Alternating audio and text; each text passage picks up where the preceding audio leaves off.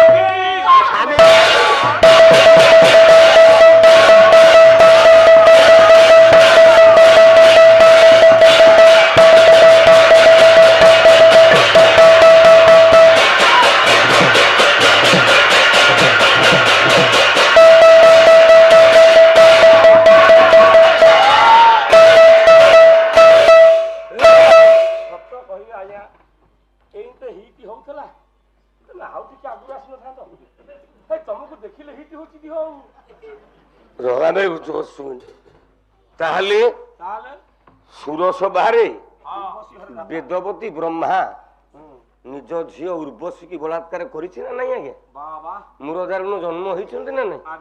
ବଶିଷ୍ଠ ଜନ୍ମ ହେଇଛନ୍ତି ନା ନାଇଁ? ତେଣୁ ଯିଏ ଝିଅକୁ ବଳାତ୍କାର କରିବ, ଆଜି ପାଲା ମୋର କଳିଯୁଗ ପୁରାଣ ମୁଁ କହିଥିଲି କାଲି, ଜଗନ୍ନାଥ ସଂସ୍କୃତି ଜଗନ୍ନାଥ ତତ୍ତ୍ୱରେ କଳିଯୁଗ ପୁରାଣ କାଲି ନୃସିଂହତା ଗାଇବ। ଖାଲି ଝିଅ ନୁହଁ, ଆଉ ଯୋଉଠି ଜୁଆଇଁ ତା ଶାଶୁକୁ ବଳାତ୍କାର କରିବ, ଯୁଗ 40,000 ଉଡିବ।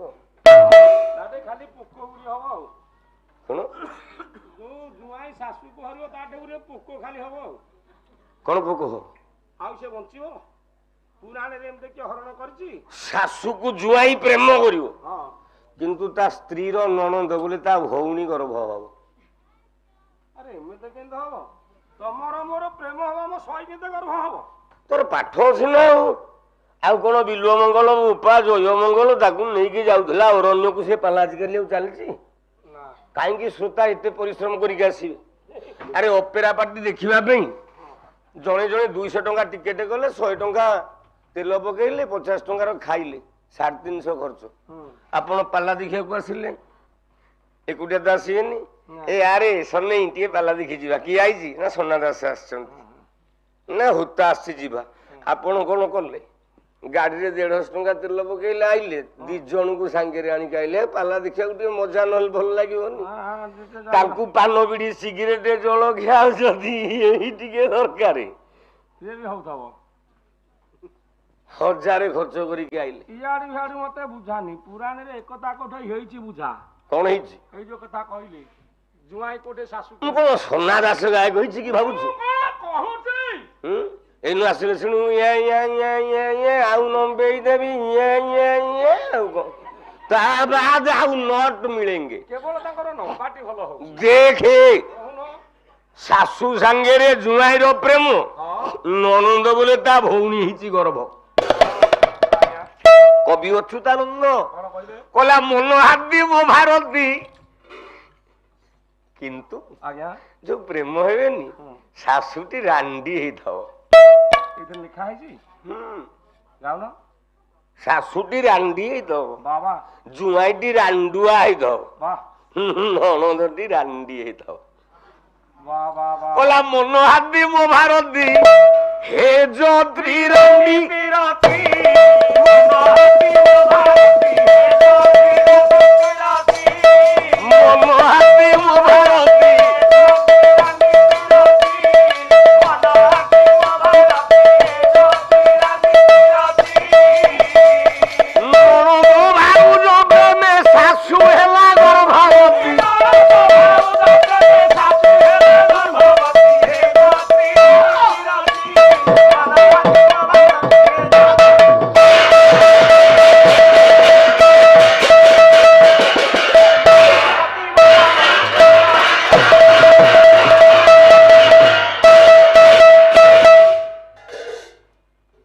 ପ୍ରମାଣ ନ ରଖିକି ନୃସିଂହତା କହିବନି। ମୁଁ ହେତିକି ଶିଖେଇଛି ବୋଲି ବାହାର ଧରିକି ବୁଲୁଛି ନା ଆଉ କିଏ ଶିଖେଇଛି ନାଇଁ ତୁ ତ ମତେ ଶିଖେଇଛୁ। ବହି ନା କଣ କହିପାରିବନି ଶିଖେଇଛି। ଚାରିରେ କଳି ଯୁଗ ବୁଡିବ କେମିତି? ନାମ ହେଲା ସୁତ ନାରୀ। ସୁତ ନାରୀ ବୋଲେ ବୋହୂ, ଯୋଉଠି ଶ୍ୱଶୁର ତା ବୋହୂ ପ୍ରତି ଅନ୍ୟାୟ ଦୃଷ୍ଟି ଦବ। କଳିଯୁଗ ବୁଡିବ ଆଉ କଳିଯୁଗ 60,000 ବର୍ଷ ବୁଡିଯିବ, ରହିବନି। ତାହେଲେ ଶ୍ୱଶୁର ବୋହୂକୁ ଯଦି କୁଦୃଷ୍ଟି ଦେଖେଇବ ଏଇ ଯୁଗ ବୁଡିବ। ଯୁଗେ ଯୁଗେ ବହୁତ କଥା ହେଇଯାଇଛି। ଆଜ୍ଞା ଆଜ୍ଞା ତାହେଲେ ହେ ସଜନ ଶଙ୍ଖାସୁର ମରିବ କୋଉଦିନ? ବେଦପୋଥି ହରଣ କରିଛି ବ୍ରହ୍ମାର। ତାହେଲେ କେତେ ବର୍ଷରେ? 1,28,000 ସତ୍ୟ ଯୁଗ, ତ୍ରେତୟା ଯୁଗ 92,000, ଦ୍ୱାପର ଯୁଗ 71,000, କଳି ଯୁଗ 12,000। ଆଜ୍ଞା ଆଜ୍ଞା ତାହେଲେ 1,28,000 92, 2,10,000 71, 2,81,000 12, 2,93,000 ବର୍ଷ ତଳେ ହେଲା ହେଲା ଶଙ୍ଖାସୁର ବ୍ରହ୍ମାର ବେଦପୋଥି କି ଚୋରି କଲା। ଆଚ୍ଛା ପୋଥି ବୋଲେ ବାପା ଆମେ କଣ କହେ? କାହାକୁ କହିବା ପୋଥି? ତାଳପତ୍ର ଖେଚା ଆଜ୍ଞା ତାଳ ପତ୍ରରେ ପଟା ଫୋଡ ହେଇଥିବ, ବନ୍ଧା ହେଇଥିବ, ତାଳ ପତ୍ରରେ ଲେଖା ହବ। ଆଚ୍ଛା କୋଉଥିରେ ଲେଖା ହବ? ତାଳ ପତ୍ରରେ କଲମରେ ଲେଖା ହବ କି ଆଜ୍ଞା? ଲୁହା ଲେଖନୀରେ ଲେଖା ହବ। ଆଚ୍ଛା ଆମେ ପାଲା ବାଲାଙ୍କୁ ପଚାରିବା, ପାଲା ବାଲାଙ୍କୁ ଆମେ ପଚାରିବା ଲୁହାର ବ୍ୟବହାର ମଣିଷ କେବେଠୁ ପାଇଲା? ତମକୁ ପଚାରୁନି, ବ୍ୟସ୍ତ ହନା। ତମେ ଖାଲି ଶୁଣିଥା ମନେ ପକେଇଦବ। ତାଳ ପତ୍ର ଯୋଉ ଲୁହା ଲେଖନି ଆୟୁଷ୍ମାନ ଭାଇ 500 ଆଣିଛୁ ପ୍ରଭୁ ମଙ୍ଗଳ କରନ୍ତୁ। ରୁହ, ରାଧେ ରାଧେ। ଯାହା କହ, ବୁଢା ହେଲାଣି। ତମେ ଯୋଉ 10-11 ଜଣ ବଇଛ, ଦେଖିଲ ତା ଚୁଟିଟାକୁ? କିଏ ବୁଢା କହୁଛି? ଭାରି ଚାଲାକି ଲୋକଟି। ଏ ଲୋକଟି ଭାରି ଚାଲାକି। ମୁଗ ଅମଳ କଲା, 95 ଟଙ୍କା ଲେଖେ କେଜି ଅରୁଣଦା ଭାଇ ଥିଲା। କହିଲା ନାଇଁ ରଖିଦେ, ଆଉ 2 ମାସ ପରେ ବିକିବି। ତାପରେ 62 ଟଙ୍କାରେ ବିକିଲା। 95 ଦେଲାନି। କେଡେ ଲୋକଟା ଚାଲାକି ଲୋକ। ଆମ ଚଷାଙ୍କର କାମ, ଆମେ ଦବୁ ନାଇଁ, ଘରେ ରଖିଲେ ପୋକ କିଛି ଦିନ ଖାଇବା ପାଇଁ। 62 ଟଙ୍କାରେ ମୁଗ ବିକିଲା। ଆରେ ବୁଢା ହେଲାଣି, ନାତି ନାତୁଣି ଦେଖିଲାଣି, ଦେଖୁନୁ କେତେ ବାଳ କଲର କରିକି ଆଉଛି। ଓ ଭାଉଜ କହୁଛି ବୋଲି କଲର କରୁଛୁ ଆଉ। ର ତାହେଲେ 2,93,000 ବର୍ଷ ତଳୁ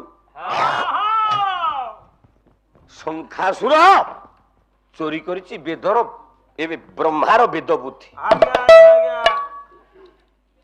ବେଦ ବୋଲେ କଣ? ସେତେବେଳେ କଣ ବହି ତିଆରି ହେଇଥିଲା? ଯୋଉ ଲେଖନୀ ପୋଥି, ସେ ଅତି ବେଶୀରେ ଲୁହାର ବ୍ୟବହାର। ଆମେ ପିଲାମାନେ ପାଠ ପଢିଛେ ଇତିହାସରେ, ମହେଞ୍ଜୋଦାର ହରପ୍ପା ସଂସ୍କୃତିରେ 10,000 ବର୍ଷ ତଳେ ଲୁହାର ସୃଷ୍ଟି। ତାହେଲେ 2,93,000 ବର୍ଷ ତଳୁ କେମିତି ଲୁହା ଆଇଲା? ନାଇଁ, ବେଦର ଅନ୍ୟ ନାମ ହଉଛି ଶ୍ରୁତି। ବ୍ରହ୍ମା ଯେତେବେଳେ ଉତ୍ପତ୍ତି କଲେ ବେଦକୁ, ଆମେ 8 ପ୍ରକାର 8 ଶାଖାର ବ୍ରାହ୍ମଣ ମାନେ 8ଟା ଶିଷ୍ୟ ବ୍ରହ୍ମାଙ୍କଠୁ ଶୁଣିଲୁ। ସିଏ କାଣ୍ଡିଏ, ସିଏ କାଣ୍ଡିଏ, ସିଏ କାଣ୍ଡିଏ, ବୋଲେ ସିଏ ଅଧ୍ୟାୟ, ସିଏ ଅଧ୍ୟାୟ, ସିଏ ଅଧ୍ୟାୟ ସବୁ ଯାକ ଶୁଣିକି ମନେ ରଖିଲୁ। ବେଦର ଅନ୍ୟ ନାମ ହଉଛି ଶ୍ରୁତି, ଆଉ ପୃଥିର ଅନ୍ୟ ନାମ ହଉଛି, ଆଜିକାଲି ପିଲାମାନେ ବୁଝିପାରିବେନି, ପୃଥିର ଅନ୍ୟ ନାମ ହଉଛି ମେମୋରି। ମୋବାଇଲରେ ଯେମିତି ମେମୋରି ଥାଏ, ଚିପ୍ ପାୱାର ମେମୋରି, ସେ ମେମୋରି ଭିତରେ ତମେ ଗୀତ ଫଟୋ ସବୁ ଲୋଡ କରୁଛ ନା ନାଇଁ? ଯେତେବେଳେ ମେମୋରି ହ୍ୟାଙ୍ଗ ହେଇଯିବ ଆଉ ଫଟୋ ଲୋଡ କରିହବ ନା ଗୀତ ଲୋଡ କରିହବ?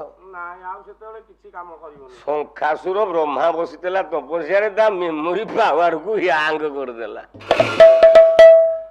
ବ୍ରହ୍ମାର ଆଉ କିଛି ମନେ ପଡିଲାନି। ବେଦର ଅନ୍ୟ ନାମ ହେଲା ଶ୍ରୁତି, ଯାହାକୁ ଆପଣଙ୍କର ରାମ ଗୀତ ଗୋବିନ୍ଦରୁ ଗୋଟେ ପଦ ଗାଉଛି। କଣ କହିଲେ? କଲେ ହରି ବେଦ ସ୍ମୃତି ଉଦାହରଣ,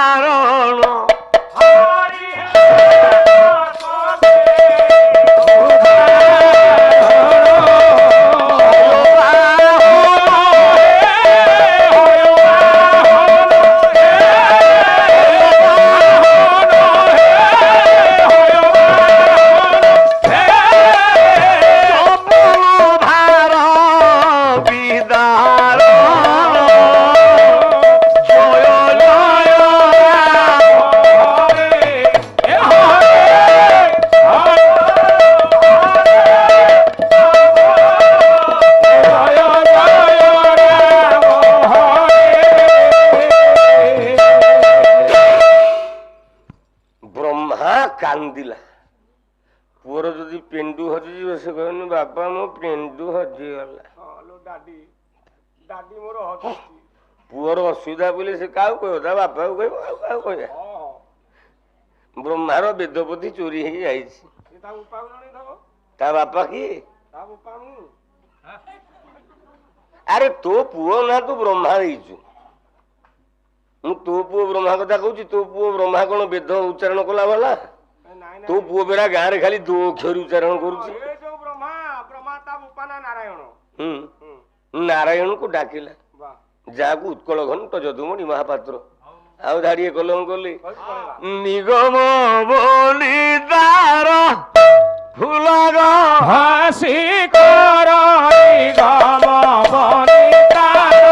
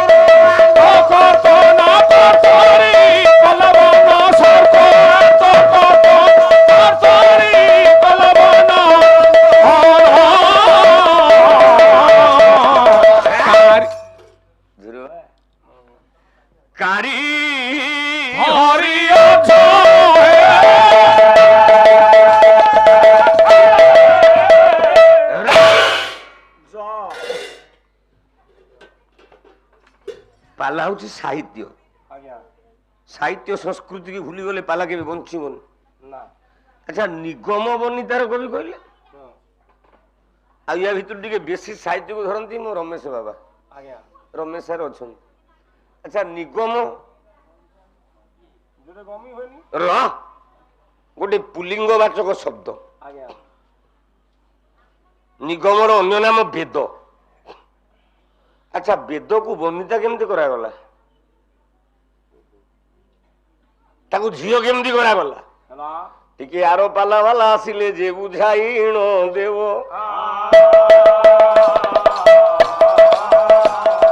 କେମିତି ଯେ ବେଦ ପ୍ରକୃତି ରାଣୀର ଫୁଲ ଯେ ଗଭା ହୋଇ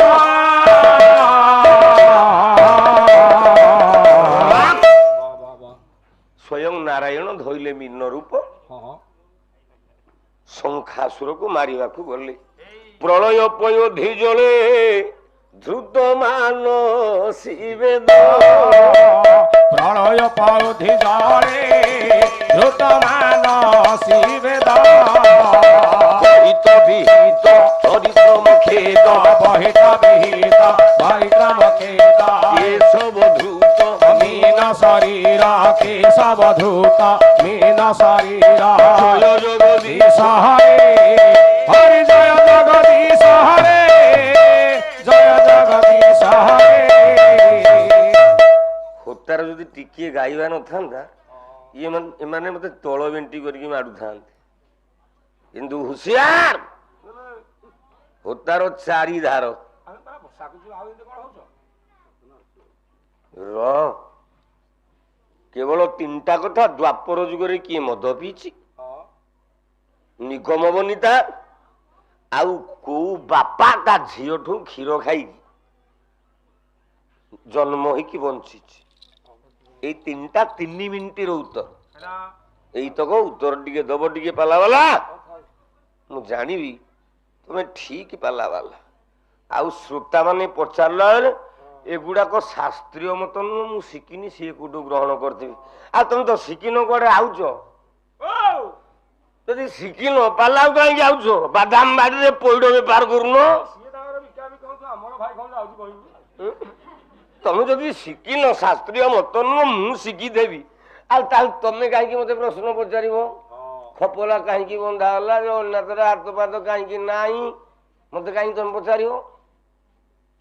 ତମେ ପଚାରୁଛ, ମୁଁ ଉତ୍ତର ଦଉଛି। ମୁଁ ପଚାରୁଛି, ତମେ ଉତ୍ତର ଦବ। ନହେଲେ ଆଜି ମଟନ ହେଇଛି, ଆସନ୍ତା କାଲି ତମ ପଇସାକୁ କାଟିକି ମୁଁ ଯଜମାନଙ୍କୁ କହିବି ଛତୁ 5 କିଲୋ ଖଣ୍ଡେ ଆଣିବେ, ଗାଁ ଯାକ ବସିକି ଖାଇବୁ। ପାଲାକୁ ପଳେଇ ଆଉଛ, ଶାସ୍ତ୍ରୀୟ ମତ ନାହିଁ, ମୁଁ କିଛି ଜାଣିନାହିଁ। ଜାଣିନ ପାଲାକୁ କାହିଁକି ଆଉଛ? ଏଇ 21 ପାଲା ଗାଉନ। ହଉ ଆଜି ଏତିକିରେ ଥାଉ, ଖୋତା ବସା ଘର ଯାଉ। ବେଳ ହେଲା ଚାହୁଁ ଚାହୁଁ ଆଉ କିଛି କଥା ଦାଉ। ରହ ଏଇଠି ନୃସିଂହତା ବିଦାୟ ମାଗୁଛି। କଥା ରହିଲା କଳିଯୁଗ ପୁରାଣ। ମୁଁ ଧରିନି ରାମାୟଣ, ଧରିନି ମହାଭାରତ, ମୁଁ ଧରିନି ହରିବଂଶ। କଳିଯୁଗ ଚାଲିଛି, କଳିଯୁଗ ପୁରାଣ ଚାଲିଛି। ଏଇଠୁ ଯଦି ଜାଣିଥବ କଳିଯୁଗ ପୁରାଣଟାକୁ ଆଗେଇକି ନବ ନହେଲେ ନାହିଁ କାଲି ଦ୍ୱିତୀୟ ଧାକିରେ ଦେଖିବି। ବୋଲ ଦିନ ଜନ ସିଂହ ସଂରକ୍ଷଣ ମହାବାହୁ। ବୋଲ ଦିନ ଜନ ସିଂହ ସଂରକ୍ଷଣ ମହାବାହୁ।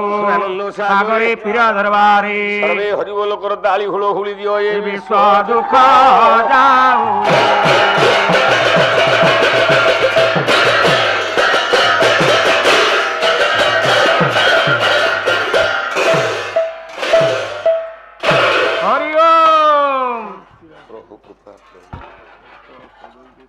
ମଙ୍ଗଳ ହଉ, ସର୍ବାଶ୍ରେଷ୍ଠ ଶାନ୍ତରସ୍ତୁ। ସତ୍ୟନାରାୟଣ କୃପା କରନ୍ତୁ, ମଙ୍ଗଳ ହଉ, ସର୍ବାରିଷ୍ଟ ଶାନ୍ତ।